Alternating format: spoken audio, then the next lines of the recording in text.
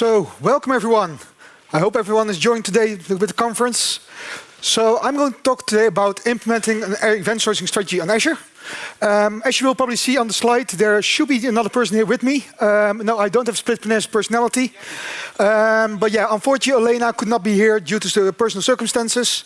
So today I will be doing this session on my own. But I do want to call out to her because we have made the session together. And actually, the scenario that we are going to discuss today is something that we came up back when she was still working at Warszawskich, a company in Germany that does delivery of drinks. And so that's back then, Elena and me met, and we started to talk about like, hey, you're a speaker. What do you know to speak about? And one of the things we came on is like that she wanted to speak as well. And we were thinking about scenarios what we could speak about. And back then, they were actually looking into doing this event sourcing in their company. And so basically, this is how this session started. So, a quick introduction of myself. Like I said, unfortunately, Elena cannot be here. It's a shame. She's a really good speaker. But today, I will be still speaking here. So, by myself, I work for Microsoft. So, I'm the program manager for Azure Service Bus. And basically, as a program manager, I want to make sure that what we are building is what our customers need. So, that's why I have a lot of customer engagements. I interact with the community. I speak about our products. And so, basically, if you have any questions, remarks, features that you want to see on Service Bus, please let me know. And with that, let's start looking into event sourcing itself. So who here is already working with event sourcing? A couple of people? So event sourcing, to just give a bit of background for the rest, event sourcing is all about events, as the name suggests. And so basically what happens is we are going to send out events about everything that happens to our object. So in our case, we will talk about an order. And so everything what happens with that order, so an order is created, I add some items to it, I add a shipping address, I might change some items. Every one of those things is an event. And basically those events are then stored in an event store. And what I can now do is on that event store, I can start querying this data. But instead of like in the database where I will get like update an object, get the full object in return, I now replay those events. So for example, if an order was created, updated with shipping address, and some items were added, once I replay those events, I can get the complete picture of this order. And so I can do this in a couple of different ways. So I can have just replay the events directly. So that might, for example, be like, okay, I have a page where I want to show the status of this order. I just replay those events, and I can then get status. I can also create materialized views, and I will discuss those in more depth later on. Basic materialized view is I already calculate a pre-calculated state. And finally, external systems applications can also get those events and play them back as well. So if you want to know more about this, there's a link here. I will be sharing my slides later on my Twitter. So for all the links, that's where you can get there. This is a link to our documentation on the Microsoft Docs, where it goes into more details if you want to know more about this. But so why should we use event sourcing? So first of all, like many of us that are working in IT, will probably know CRUD on databases, where I create something in a database, application can read for this. But whenever I want to update this object, I will basically update the object in the database. So there's one single instance of this object, and I make updates on that specific object. So the problem with that is, especially once you start talking about like high volume, high throughput applications, that you'll soon start running into locking problems. Because as I'm updating an entity in my database, I don't want anyone else to be updating on the same object, because then we get inconsistency, we might get write conflicts, etc. So often what we do is we lock that object, then we update it. But as you can imagine, if you have millions of producers, that this can become troublesome. It's also not easily scalable. So of course, the database can be scaled very large, but if you start scaling beyond certain points, it becomes much harder to scale them. Because you have to start thinking about all these locking issues, you have to start thinking about what am I going to do when an object is being updated, but someone else is reading it. Like all those things, it becomes hard to scale these. And finally, we don't have any history. So we don't know what happened to that entity unless we create our own table next to it where we basically just put in every row the new state of the object with the previous states. But that's something that we have to build ourselves. It's not something that's built in. So this is where event sourcing comes in. And like I said, this is really mostly about like large-scale applications.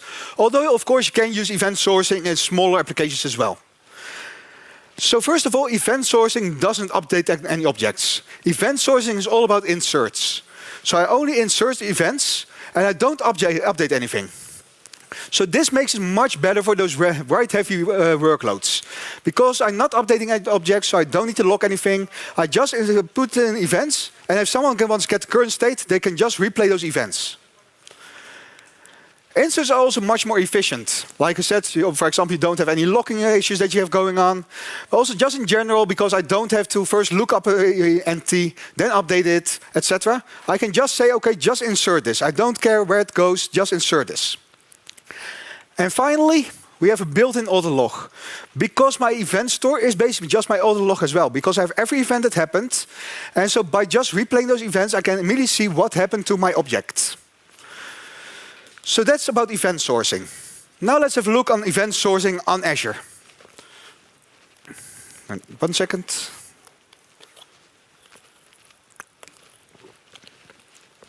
So when we look at Azure, we have many different services. Last time I looked, we have about 300 different services, a little bit depending on how you calculate them. There's some sub-services, etc. But let's say we have about 300 different services. So as you can imagine, for pretty much every problem that you have, we might have some kind of solution. And so what you will often see is that you don't say, okay, I'm going to build application X, and I'm going to use this service. Because probably you'll need multiple services that you can then put together like Lego. And that's also what we are going to do today. So with event sourcing on Azure, we basically need 5 services. The first one is Cosmos DB. So Cosmos DB is a NoSQL database. And what we can do with Cosmos DB is we have different APIs. So that top row is all the different APIs that Cosmos DB supports. So if you say, I want to work with Cosmos DB as, for example, key value pairs, I can use a table API. If you say, well, I want to work it as a graph DB, I can use something like Gremlin. So we have these different APIs, and so depending on what technology you might be coming from, you might be coming from Document DB, for example, you might use that specific API there. MongoDB, sorry. So MongoDB, you can use that specific API, and it will just work like you just change your connection strings, but everything will just keep working as it is with MongoDB. They have different types of data that you can store in there. So you can put in key value pairs, column families, documents, graphs. And finally, this is all built on top of Azure. So you get all those nice features of working on the cloud. So it's globally scalable. You can have different consistency modes. So you can say, for example, well, if I'm working with financial data, I probably want to make sure that if I have multiple regions, that the data is first entered into every region and only then give back a 200 OK. Where if you're working like with comments on blog posts, you probably don't care that much about, hey, this user might see something different than this user. So you can use a different consistency model. So that's Cosmos DB, and we'll be using this as our event store. So this is basically where all those events will be dropped into. We'll be storing them as documents, and then we can replay those later. Next up, we have event hubs. So when we are talking about event sourcing, like I said, we are talking about large numbers of messages or events coming in. So you want something that you can put those messages into. We probably don't want to expose our event store directly to our producers, because our producers might be things like third-party applications. It might be our website. It might be our mobile application. It's probably something that's public-facing, at least for our partners. So we probably don't want them to go directly on a database, but so put something in before that. And that's where Event Hubs comes in. So Event Hubs is part of the Azure messaging family. And with Event Hubs, basically what you can do is have a large ingestion of streaming events. So it's similar to Kafka. So for those that know Kafka, like Event Hubs is very similar. We actually have a Kafka compatible endpoint as well. So if you are coming from Kafka, you can once again just change connection string, point to Event Hubs, and it will just work. And so with Event Hubs, it's about the streaming data. So a lot of data coming in as a stream. And then, of course, because it's a stream, I can go back in time over that, reread those events. I can do calculations over them, etc. So that's where we are going to ingest our data. So we are going to ingest it, and then we are going to store it. Now, at some point, what we'll see later on in the architecture is that we want to create our own events. So, for example, when an order has been delivered, we probably want to create an event, hey, the order has been delivered. And then, for example, something like our financial system might finalize the bill. So that's the second messaging service that we have, is Event Grid. So our Event Hubs is about streaming events. Event Grid is about discrete events. So streaming events basically means like these events belong to each other, and they might all be about the same order, for example, and you want to probably want to have them in order, so use things like partitioning, etc., to make them in order.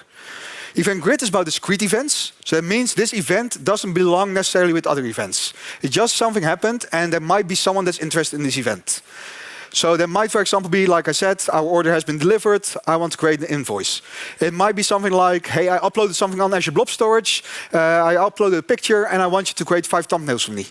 So with an event grid, you can basically just raise that to discrete event and have someone handle that event for you. And the last messaging service I'm going to talk about today is Service Bus. So like I said, I'm the PM for Service Bus myself, so of course this should be in there. But Service Bus is about messages. So far we have heard about events. An event is basically something happened. I don't know who's interested in this, but probably someone is interested in this, so I will send out an event. Where with messages, it's about, hey, I want you to do something for me. And this is where we see more of those transactional data. So, for example, I need to create an invoice in my invoicing system. This is about financial data. I probably want to make sure that this actually happens. So I will create a message. I will put a message on Service Bus. And then with Service Bus, you can have normal queues, but you can also have topic with subscriptions. And so queue is, I put something in, and the receiver will take it out. Each message is only processed once. With the topic, I put something in. It's similar as a queue, but then on the other side, I have multiple subscriptions. And then I can do things like filtering and routing to go one or multiple subscriptions.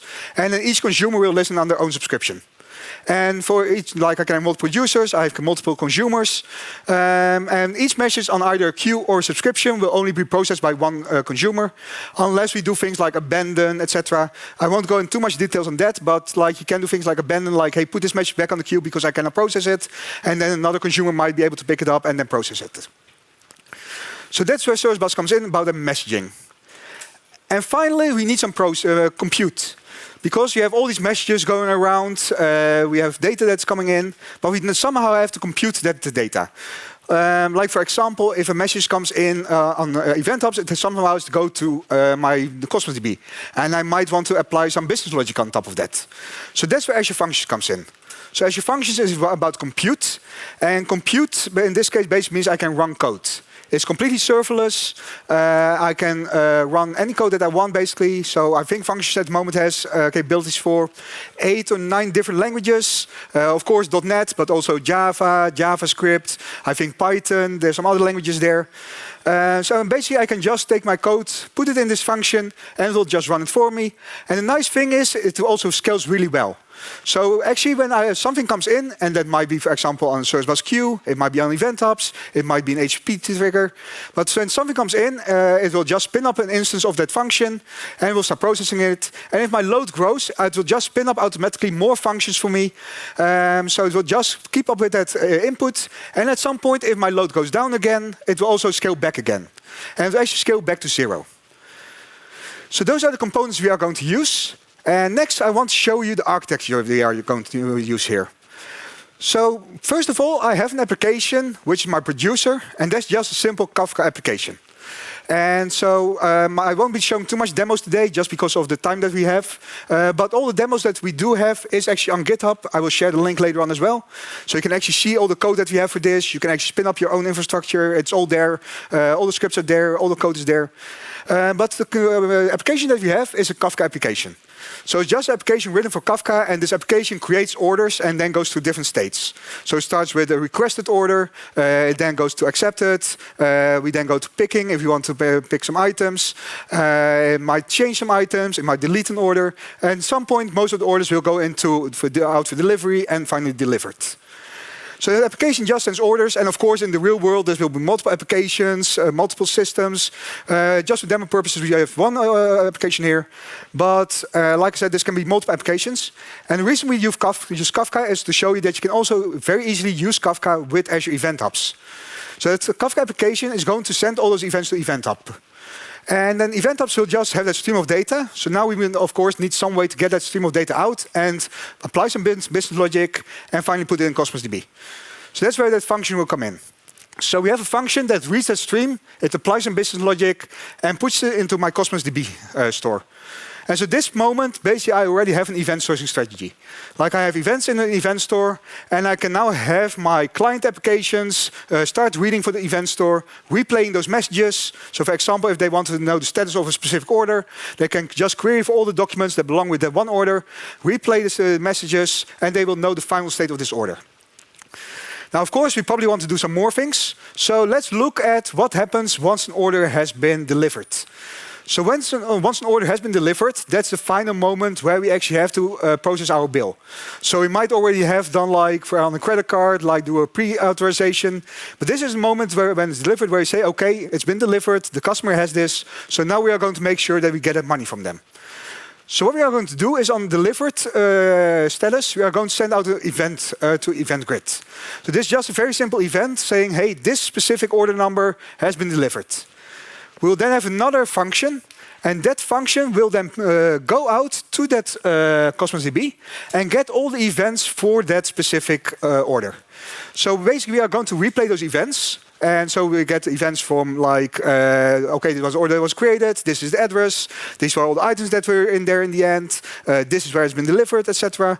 It gets all those events, it replays them, and out of these events, we create a message. And this is the moment where we go from an event to a message. Because now we say, okay, this specific thing, what we want to do with this, is actually do a financial transaction. So we want to make sure that we put this somewhere on Source Bus and a queue. And then our consumer, so in this case our financial system, will read that message. It will process the message. If it succeeds, then it will complete that message. So basically what we do is we take a lock on the message. The consumer is then processing it. And if it's completed, if it's successful, it completes the message. And that complete will then take it up, delete it from the queue. Now, if anything happens in the meantime, my client goes down, my internet connectivity goes down, whatever. If something happens and the message cannot be completed, it will become available again on the queue. And so that way, we always make sure that the message is done at least once. So processed at least once. So with Source Bus, we have two different kinds of lock modes. So we have peak lock, which is what I just described. I take a lock, I process it, and I complete it, or I abandon it. Or if for any reason it becomes available again, it will be consumed again. We also have receive and delete mode, which is an at most once delivery. So that means that basically I receive it from the queue and then it gets deleted. So in that part, I'm in control now to make sure this message is processed. So most of our customers use peak lock because like often these are important messages. We want to make sure they are being processed. But sometimes you don't care about if a couple of messages get lost on the way. Like stock tickers, for example, like, yes, I would like those messages to go out, but if they fail, I don't need to process them again because by that time they will just be out of date anyways. So that's what we have now. So we have our data in Cosmos DB. We have our consumers reading the data. Like, for example, on the website, if you go to your order, they can replay those events and basically get the status of your order. We also have that discrete event going out that the order was delivered. So we have our financial system processing this now. But what happens if we want to reduce our load? So, for example, in the warehouse where my friend was working, they had big monitors on the hanging around about, hey, this is how many orders we processed. And they also had like other systems where, for example, they could say, okay, I want to see all the orders that this particular person once did. Now, as you can imagine, if you have to keep replaying all those messages over and over again, it will probably cost you some money. So Cosmos DB works in a way where basically you pay for each transaction. And so reading a document or writing a document is all transaction. And so for each transaction unit, you pay. And what it means, if for example, if you order, if you need to know that there's been 10,000 orders in the warehouse, you have to read those 10,000 rows. So that's 10,000 transactions. And if you do it every minute, for example, that means every minute you pay for those 10,000 transactions. So instead, what we want to do is create a materialized view. And so materialized view is basically a view on top of this. So materialized view allows you to do more efficient querying. Because what you're going to do is basically say, I'm just going to read all those events and create a view out of that. So instead of every time having to read, for example, those 10,000 orders, I'm just going to say, whenever an order is created, I'm just going to update one single attribute in my document. And then when I want to read this, I don't have to read those 10,000 orders. Instead, I just have to read the one document. So I'm now paying for one transaction instead of 10,000 transactions. So it's a pre-populated view. So basically I have some logic that whenever something happens on my system, it might get triggered, and it will then create that pre-populated view.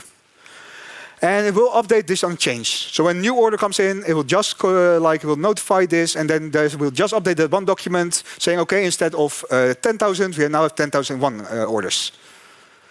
And what we are going to use for this is the Cosmos DB change feed. So this is a built-in feature for Cosmos DB. You can just start using this. And the Cosmos DB change feed, basically as it says, is a feed of changes. So it's basically like an event sourcing strategy in itself. So basically what Cosmos DB does, whenever a change happens, so whenever I create something, update something, delete something, it will push out an event on the change feed. And I can then have another application run, listening on this change feed, and start reading through that data. So basically, like I'm application sending in all those events, and those events, like you see here, like are just different events. And in this case, the materialized view is about the total orders for a specific user. So whenever an order comes in, what will happen is that it's being pushed on the change feed. I then have something reading from the change feed and updating a different document or database, whatever. In our case, it's not documenting Cosmos DB, but it's reading that event and updating that status in my document. So let's have a look at our architecture at this moment. So we already had this. What we are going to do now is on Cosmos DB, on the change feed, we are going to have another function. And so that function is going to listen on Cosmos DB on the change feed. And so whenever an order comes in, it will start running this function. Actually, there's two different functions. So one for the number of orders and one for orders per customer. And so what this is going to do, it's going to basically just get it's going to scan over all the new documents that have been added, because we are only doing inserts, we don't do updates, so we only have inserts. So we're just going to run through all the documents that have been added. And in case of our number of orders, we're just going to update each, just a count that we update and then store in the document again. For our customer orders, basically what we are going to do is check, hey, do we already have a document for this customer? If yes, append to this. If no, create a new one. And then it's going to state that into our Cosmos DB again. And now our consuming applications can start reading from this Cosmos DB again. Like they just have a single document they need to read instead of 10,000 documents or whatever. So it's much more efficient if you just want to say, like, hey, I have to do a lot of these same queries. In that case, you would probably want that materialized view. So I'm going to just quickly go over some demo. Like I said, I won't go into too much details today, just because of the time. But I want to show you a little bit of things that we are going to do. And first, I want to show you a function. Actually, no, my producer, sorry. My producer. So this producer, like I said, is a Kafka application. So as you will see here, I'm just using the Confluent Kafka. Oh, sorry. I need to do this first, and slideshow. There we go. Yeah, there we go. Let me zoom in a bit. Get rid of this. There we go. And so as you will see, I'm using the Confluent Kafka libraries. I'm doing this in .NET because I'm a .NET developer myself, so I'm better with .NET and Java.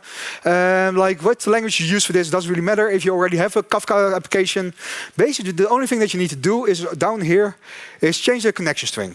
So in this case, my connection string, I actually test this on Kafka itself first, and then just change the connection string, and it just works. So basically, the only thing I have to do is change the connection string, and then we are just going to create some orders. I won't run through this code because it's basically just like creating an order with random data, pushing it in, and then doing those different events like requested, accepted, etc. Like I said, the code is available, so if you want to run through this, if you want to use this yourself, it's available, so you can start using this. The next one I want to show you, and let me grab this one over here, is the event loss processor. I won't go through all the different functions, but one thing I do want to show you is how easy it is to work with functions when you are using with the different Azure services. So in this case, we have event hubs over here. So we have event hubs, and what you will see here is I'm creating a Cosmos client. And so the Cosmos client is basically just the Cosmos DB SDK that I'm using here.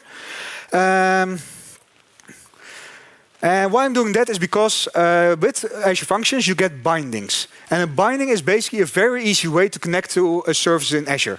So there's bindings for Service Bus, Event Hubs, Cosmos DB, Redis, many other different services. I don't know all of them from the top of my head. But the nice thing about that, those bindings is that you can do what I do here with this Event Hubs trigger, is I don't need to know how Event Hubs works. I can just add this binding, in this case the triggers, so it triggers something. So whenever an event comes on Event Hubs, it will trigger this binding. And I only need to know, okay, my database or my Event Hubs event hub that I'm listening on, the connection string, and that I'm getting an array of event data. That's all I need to know. So I don't need to know how do I connect to Event Hubs, how do I work with that client-side cursor, like when do I need to checkpoint, etc. That's all handled for me. Now, I could do the same for Cosmos DB. So there's actually also bindings for Cosmos DB.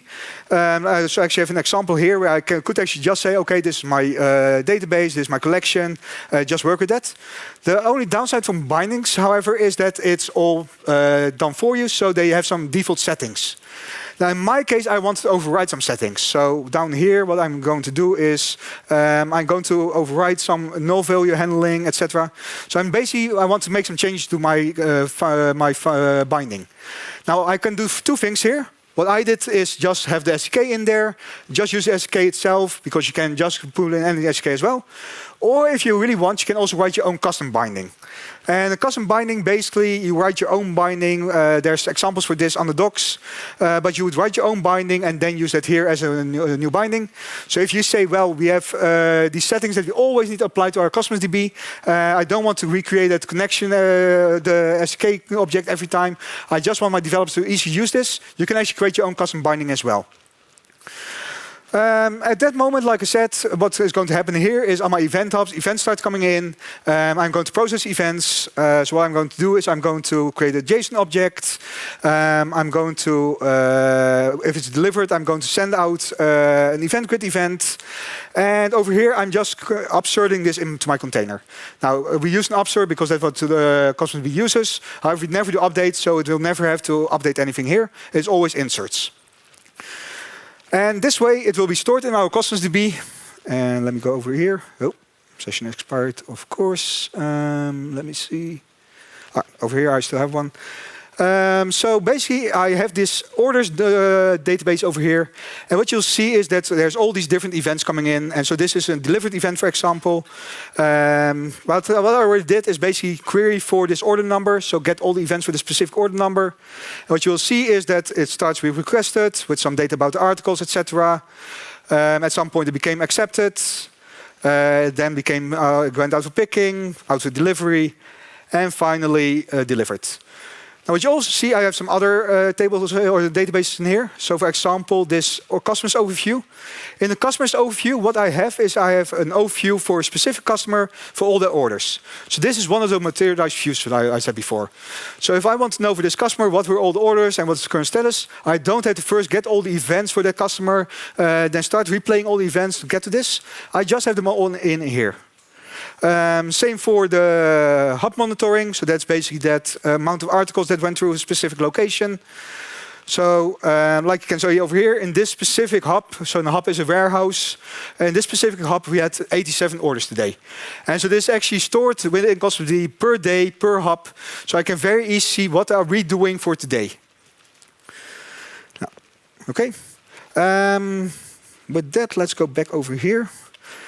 Now, like I said, if you want to know more about this, like all the data, all the code is up there. I have a complete infrastructure for this, so you can basically just run the script. It will create our entire demo environment, and then basically show you all the different things you can do.